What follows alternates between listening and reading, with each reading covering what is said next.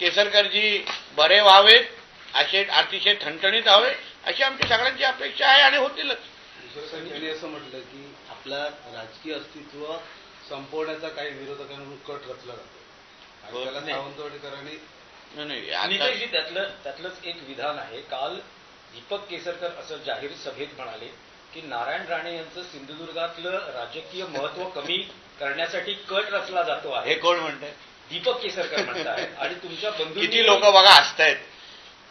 दीपक केसरकरजींनी असं सांगावं की राणे साहेबांचा संपवण्याचा कट रचला जातो हे दीपक केसरकर साहेब म्हणतायत. मग 14 पासून कोणी काय केलं? किती हसतायत बघा. 2014 पासून कोणी सुरुवात केली? राणे साहेबांच्या विरोधात दहशतवाद हा विषय कोणी चुकीची त्यांची प्रतिमा खराब केली? 14 पासून ते 24 पर्यंत हा जो काही प्रवास राणे साहेबांचा आणि राणे कुटुंबाचा झालेला आहे त्याची सुरुवात कोणी केली? 2014ला. तुम्ही ज्येष्ठ पत्रकार आहात, तुम्हाला माहिती आहे 14ला काय झालं. कोणी निलेश राणे साहेबांच्या विरोधात पहिला शंडू ठोकला 2014ला खासदार ते असताना लोकसभेला. आणि तेच म्हणतायत, म्हणून हसायला आलं, तेच म्हणतायत की राणे साहेबांना संपवण्याचा कट रचला जातोय. अहो, भारतीय जनता पक्षाने सन्मान्य राणे साहेबांना जो सन्मान दिला, भारतीय जनता पक्षाने जो राणे साहेबांबरोबर आज पूर्ण राणे साहेबांना जे काही ताकदीने उभं केलेलं आहे, आज भारतीय जनता पक्ष नसता, तर राणे साहेबांनी ही पूर्ण ताकद उभी राहिली नसती. तेव्हा हेच सगळे विरोधात होते राणे साहेबांना संपवण्यासाठी. पण भारतीय जनता पक्ष आमच्यावर उभा राहिला. भारतीय जनता पक्षाने मान सन्मानाने साहेबांना पक्षामध्ये घेतलं. भारतीय जनता पक्षाने साहेबांना खासदार बनवलं. भारतीय जनता पक्षानेच आम्हा लोकांना, आम्ही असो, आमचे सहकारी असो, आम्हाला बरोबर घेतलं, आशीर्वाद दिला, प्रत्येकाला पदं दिली.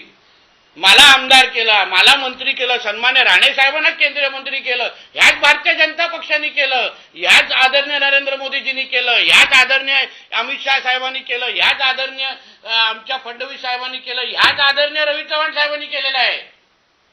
तेव्हा नाही आलं यांच्यातलं कोण? भारतीय जनता पक्षाने तर ह्या सगळ्या हे दिवस आम्हाला दाखवलेले आहेत. आणि आज कट रचला, म्हणजे त्यांनी असं बोलावं की कट रचला जातोय राणे साहेबांना संपवण्यासाठी.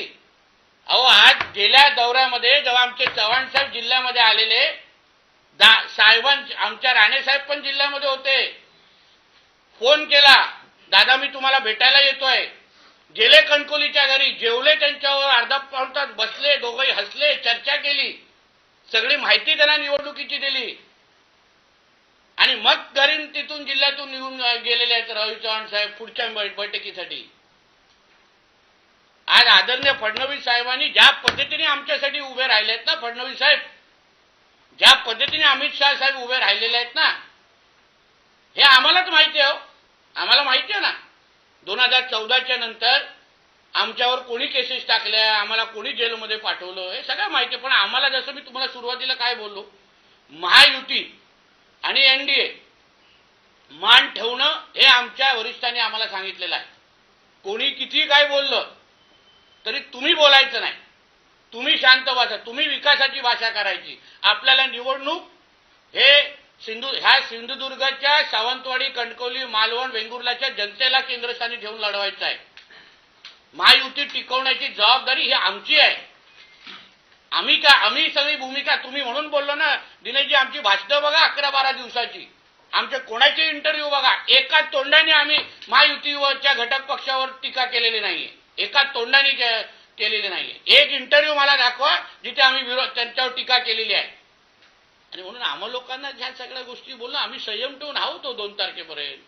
आम्ही कोणाला काय नाही बोलणार.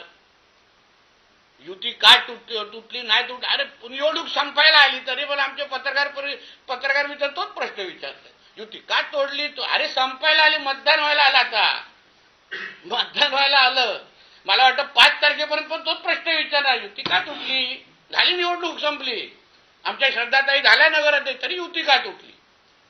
विकासावर बोलू, चर्चा करू. आता मला सांगा, युती तुटण्याची काय कारणं होती, कोणची काय चर्चा होती? सावंतवाडीचा नगराध्यक्ष शेवटचा कुठल्या पक्षाचा होता? काय हो? कुठला पक्ष होता? भारतीय जनता पक्षाचा होता ना. वेंगुर्ल्याचा